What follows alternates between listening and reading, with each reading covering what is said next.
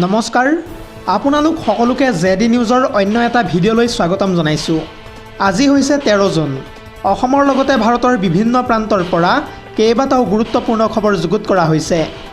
তাৰে ভিতৰত প্ৰথমটো খবৰেই হৈছে এটা অত্যন্ত গুৰুত্বপূৰ্ণ খবৰ, কিয়নো শিৱসাগৰ সমষ্টিত সক্ৰিয় সৰবৰাহকাৰী চক্ৰই অখিল গগৈৰ বিৰুদ্ধে অভিযান চলাই আছে আৰু সেইকাৰণেই বৰ্তমান সময়ত বিধায়কগৰাকীৰ বাবে বৃদ্ধি কৰোৱা হৈছে নিৰাপত্তাৰক্ষী।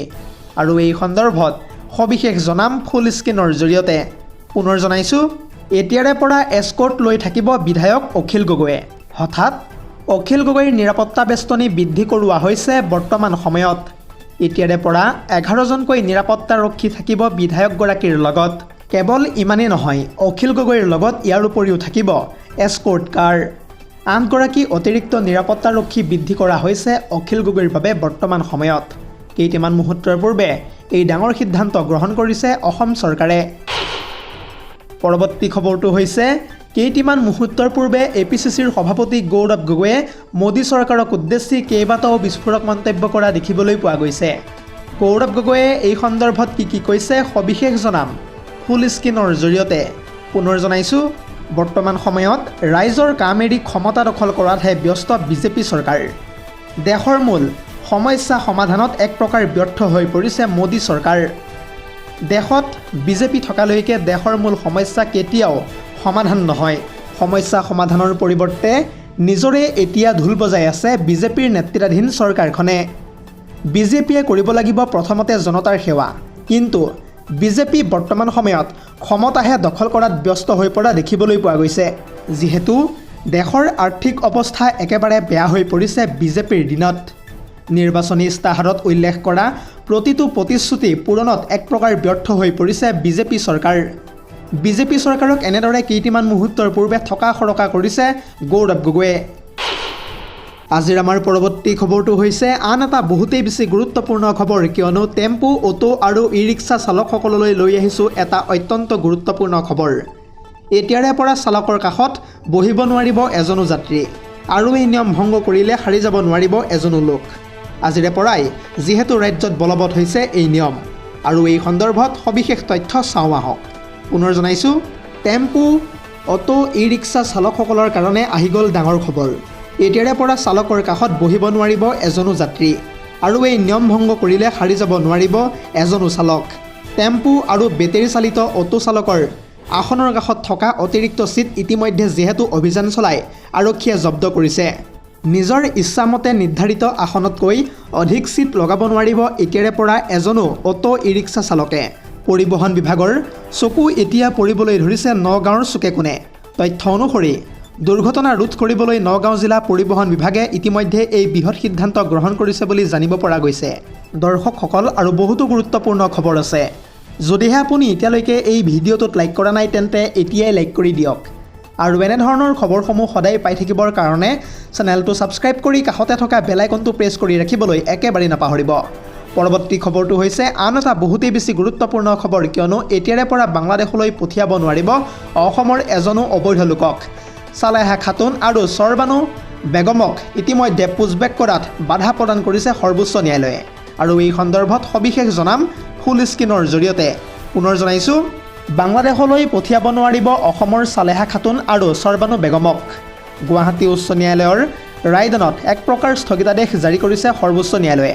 ইতিমধ্যে এই সন্দৰ্ভত সৰ্বোচ্চ ন্যায়ালয়ৰ ফালৰ পৰা স্পষ্ট ৰূপত কৈ দিয়া হৈছে যে এতিয়াই চালেহা খাতুন আৰু চৰবানু বেগমক বিতৰণ কৰিব নোৱাৰিব বাংলাদেশলৈ। কেন্দ্ৰীয় চৰকাৰ, ৰাজ্য চৰকাৰ আৰু নিৰ্বাচন আয়োগলৈকো ইতিমধ্যে বিশেষ জাননী প্ৰদান কৰিছে সৰ্বোচ্চ ন্যায়ালয়ে। বিদেশী ন্যায়াধিকৰণে দুই মহিলাক বিদেশী বুলি যিহেতু সিদিনা ঘোষণা কৰিছিল, ইয়াৰ পিছতে সমগ্ৰ বিষয় পাইছিল গৈ ছুপ্ৰিম কোৰ্ট, আৰু এই গোচৰৰ শুনানি সম্পন্ন নোহোৱালৈকে মহিলাসকলক বিতৰণ কৰিব নোৱাৰিব বাংলাদেশলৈ। বিদেশী ন্যায়াধিকৰণে বিদেশী বুলি ঘোষণা কৰা চালেহা খাতুন আৰু চৰবানু বেগমক এক প্ৰকাৰ সকাহ প্ৰদান কৰিছে দেশৰ সৰ্বোচ্চ ন্যায়ালয়ে। 2026 চনৰ 2 মাৰ্চৰ পৰা গোৱালপাৰাৰ ডিটেনশ্যন কেম্পত যিহেতু আছে এইগৰাকী চালেহা খাতুন, আৰু চালেহাৰ আবেদনত স্পষ্ট ৰূপত কোৱা হৈছে যে 50 বছৰীয়া চালেহা খাতুন অতি দৰিদ্ৰ আৰু অশিক্ষিত মহিলা। পূৰ্বতে বিদেশী ন্যায়াধিকৰণে এওঁক বিদেশী বুলি ঘোষণা কৰিছিল, আৰু তাৰ পিছতে গুৱাহাটী উচ্চ ন্যায়ালয়েও বাহাল ৰাখিছিল এই ৰায়। লগতে সেই আবেদনত সালেহা খাতুনে নিজকে ভাৰতীয় নাগৰিক বুলিও দাবী উত্থাপিত কৰা দেখিবলৈ পোৱা গৈছিল। লগতে আবেদনৰ সৈতে পৰ্যাপ্ত নথিপত্ৰ দাখিল কৰাৰ লগতে সাক্ষীও হাজিৰ কৰিছিল সালেহা খাতুনে। কেৱল ইমানেই নহয়, 1971 চনৰ ভোটাৰ তালিকাত যিহেতু নাম আছিল সালেহাৰ আৰু NRCটো পিতৃ মাতৃৰ নাম তালিকাভুক্ত হৈ থকাৰ কথা কোৱা হৈছে বুলি ইতিমধ্যে জানিব পৰা গৈছে। ধাৰাবাহিকভাৱে ভাৰতীয় নাগৰিক হোৱাৰ উপযুক্ত তথ্য প্ৰমাণ দি আহিছিল সালেহা খাতুনে, যাৰ বাবে এই গোচৰত স্থগিতাদেশ জাৰি কৰিবলৈ এক প্ৰকাৰ বাধ্য হৈ পৰিছে সুপ্ৰিম কোৰ্টে। আৰু এই সন্দৰ্ভত চূড়ান্ত সিদ্ধান্ত নোলোৱালৈকে এই মহিলাসকলক কোনোপধ্যেই বিতৰণ কৰিব নোৱাৰিব বাংলাদেশলৈ। আৰু তথ্য অনুসৰি আহি থকা 22 জুলাই তাৰিখে উচ্চতম ন্যায়ালয়ে এই বিষয়টোৰ শুনানি গ্ৰহণ কৰিব। পৰৱৰ্তী খবৰটো হৈছে লাগ বুলিলেই এতিয়াৰে পৰা কোনেও তেল ডিপুত গৈ পেট্ৰল আৰু ডিজেল ক্ৰয় কৰিব নোৱাৰিব। ইতিমধ্যে ভাৰত চৰকাৰে জাৰি কৰিছে নতুনকৈ SOP।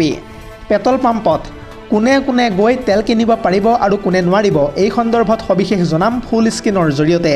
পুনৰ জনাইছোঁ, পেট্ৰল আৰু ডিজেল ক্ৰয়ক লৈ আহি গ'ল চৰকাৰৰ নতুন নিৰ্দেশনা। এদিনত এজন গ্ৰাহকক ডিজেল বিক্ৰীৰ সীমা নিৰ্ধাৰণ কৰিছে ভাৰত চৰকাৰে। প্ৰতিটো পেট্ৰল পাম্পলৈ ইতিমধ্যে কঠোৰ নিৰ্দেশনা জাৰি কৰা দেখিবলৈ পোৱা গৈছে বৰ্তমান সময়ত। ইণ্ডাষ্ট্ৰিয়েল আৰু বাণিজ্যিক উপভোক্তাক পেট্ৰল আৰু ডিজেল বিক্ৰীত কঠোৰ নিষেধাজ্ঞা আৰোপ কৰা হৈছে।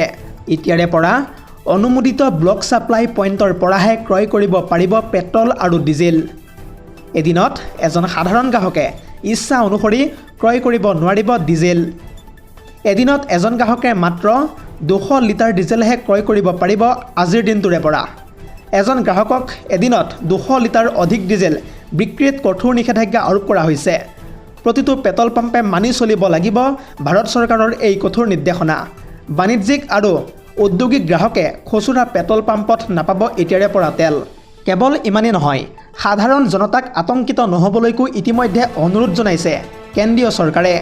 পেট্ৰল ডিজেলৰ সীমাবদ্ধতা সুনিশ্চিত কৰিবলৈকো ইতিমধ্যে চৰকাৰে গ্ৰহণ কৰিছে বৃহৎ পদক্ষেপ।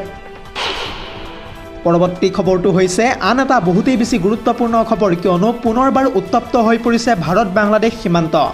আৰু এই দুয়োখন দেশৰ নাগৰিকৰ মাজত সৃষ্টি হৈছে এক প্ৰকাৰ প্ৰচণ্ড মাৰপিটৰ ঘটনা। ভাৰতত প্ৰৱেশ কৰা অবৈধ নাগৰিকক কোনোপধ্যেই ঘূৰাই নলয় বাংলাদেশে। আৰু এই সন্দৰ্ভত সবিশেষ তথ্য চাওঁ আহক। পুনৰ জনাইছোঁ, বাংলাদেশী পুছবেক কৰিবলৈ যাওঁতেই ভয়ংকৰ মাৰপিটৰ ঘটনা সংঘটিত হৈছে সীমান্তত। ভাৰতত থকা অবৈধ বাংলাদেশীক কোনোপধ্যেই ঘূৰাই নলয় বাংলাদেশে। প্ৰায় 17টাকৈ বাংলাদেশীক পুছবেক কৰিবলৈ লওঁতেই সৃষ্টি হৈছে প্ৰচণ্ড মাৰপিটৰ ঘটনা। BSFক বাধা দিবলৈ ওলাই আহিছে বৰ্তমান সময়ত শ শ বাংলাদেশী নাগৰিক। বাংলাদেশী আৰু ভাৰতীয় নাগৰিকৰ মাজত এক প্ৰকাৰ ক'বলৈ গ'লে প্ৰচণ্ড মাৰপিট হৈছে বুলি জানিব পৰা গৈছে। আৰু দুয়ো পক্ষৰ মাজত শিলগুটি নিক্ষেপ পৰ্যন্তও ঘটনা সংঘটিত হৈছে।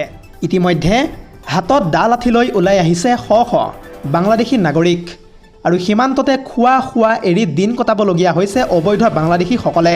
এটা জৰুৰী খবৰ জনাই আছোঁ, এই মুহূৰ্তত BSF আৰু বাংলাদেশী সেনাৰ মাজতো তীব্ৰ বাকবিতণ্ডা হৈছে বুলি ইতিমধ্যে জানিব পৰা গৈছে। পৰৱৰ্তী খবৰটো হৈছে আন এটা অত্যন্ত গুৰুত্বপূৰ্ণ খবৰ, কিয়নো সকলো সীমা ইতিমধ্যে অতিক্ৰম কৰিছে একাংশ মিয়াই। এইবাৰ বৃদ্ধা অসমীয়া দম্পতীক ভয়াৱহভাৱে আক্ৰমণ কৰিছে দুজনকৈ মিয়ালোকে। আৰু এই সন্দৰ্ভত সবিশেষ জনাম ফুল স্ক্ৰীনৰ জৰিয়তে। পুনৰ জনাইছোঁ, ৰাজ্যত অসভ্যালীৰ সকলো সীমা ইতিমধ্যে অতিক্ৰম কৰিলে মিয়াই। খিলঞ্জীয়া অসমীয়া পৰিয়ালৰ সৈতে মিয়াৰ ভয়াৱহ কাণ্ড। মিয়াৰ আক্ৰমণত গুৰুতৰভাৱে আহত হৈ পৰিছে বৃদ্ধা দম্পতী। বয়োজ্যেষ্ঠ অসমীয়া ব্যক্তিক দাৰে আক্ৰমণ কৰিছে মিয়াই। শামছুল প্ৰামাণিক আৰু লাকিব প্ৰামাণিক নামৰ দুই মিয়াই সংঘটিত কৰিলে ৰাজ্যত এক জঘন্য কাণ্ড। কোকৰাঝাৰৰ গোসাইগাঁৱৰ 2 নম্বৰৰ কুচুম বিলত এই ভয়াৱহ কাণ্ডটো সংঘটিত হৈছে বুলি জানিব পৰা গৈছে। ইতিমধ্যে ভুক্তভোগী পৰিয়ালে দুই মিয়াৰ বিৰুদ্ধে আৰক্ষীৰ থানাত দাখিল কৰিছে এজাহাৰ। News desk report, ZD news.